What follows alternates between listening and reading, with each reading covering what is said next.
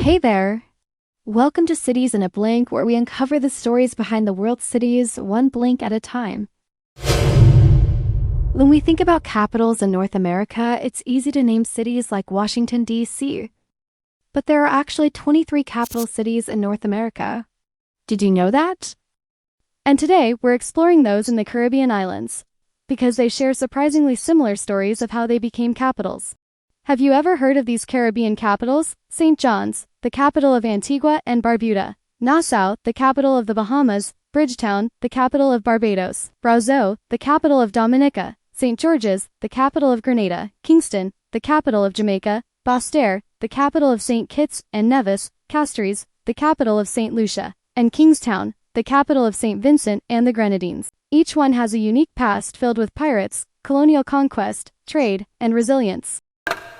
St. John's grew from a sugar port, with British governors who likely complained about the heat while reaping fortunes off sugar. Nassau cleaned up its pirate past, where rowdy taverns once echoed with toasts from Blackbeard and Calico Jack. Bridgetown became a colonial trade powerhouse, its docks crowded with barrels of rum and sugar bound for Europe. Roseau flipped flags between French and British rule, with each side adding their own flavor to the city's streets and culture. St. George thrived on nutmeg and cocoa, and rumor has it the air still smells of spice on market days.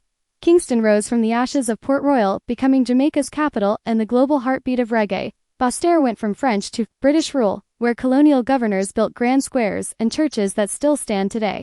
Castries changed hands 14 times, yes, 14, thanks to its prized harbor, making it the most hot potato capital in the Caribbean, and Kingstown evolved from French outpost to British stronghold, growing into the island's center of government and trade. Basically, the British saw the Caribbean as a treasure chest of sugar, rum, and spices in the 16th centuries. They set up fortified ports and administrative centers, building roads, warehouses, and big colonial buildings to protect their profits. They forcibly displaced indigenous peoples and brought enslaved Africans to work plantations that fueled Britain's rise as an empire. These colonial towns, built on suffering but also resilience, became today's capitals, layered with history and pride. After centuries under British rule, most of these islands moved toward independence in the 20th century, negotiating new constitutions and flag-raising ceremonies that turned colonial capitals into symbols of national pride. Kingston stayed Jamaica's capital after independence in 1962.